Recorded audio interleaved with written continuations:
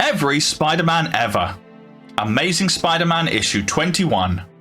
A man named Abner Jenkins is being released from prison after serving his time. He's an old villain of the Human Torch named the Beetle, and when Johnny finds out about the release, he leaves his date to search for the villain. As he searches the city, Spider-Man is also out swinging. While people recoil at the sight of Spidey, they seem to love Torch, who makes fire hearts to wow the crowd. In the end, Johnny's search is fruitless, and he doesn't find the Beetle, and that's because the Beetle is following him. Johnny returns to an icy reception from Doris Evans, his girlfriend. She's upset that he flamed on and left her, and so she gives him one final chance. No flaming on for 24 hours. Outside, the Beetle sees how much Doris means to Johnny, and a plan forms. The next day, Doris is out shopping when she has her parcels knocked out of her hand. Luckily, Peter Parker is around to help her. After she leaves, he notices that she's dropped her wallet in the confusion and returns it to her home. Doris invites Peter in for a Coke, which he gladly accepts. As Peter leaves, Johnny sees him and gets jealous when Doris says that she likes this boy Peter. He confronts Peter Parker and warns him to stay away, making Betty leave, thinking that Peter is seeing other women behind her back. Parker snaps at the torch and also leaves angry.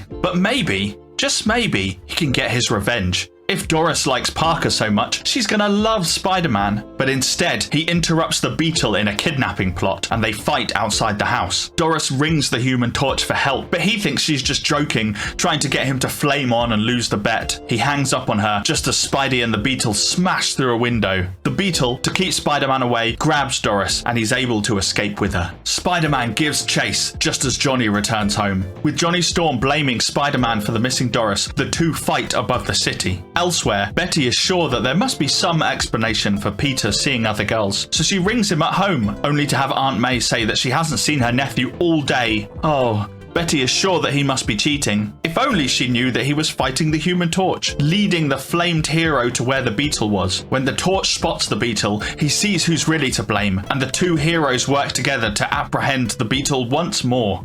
Doris is so happy to see Johnny, but she fears Spider-Man, so he swings away angry. Our issue ends with Spider-Man stood above the city, wishing for a day when people would see him as a real hero.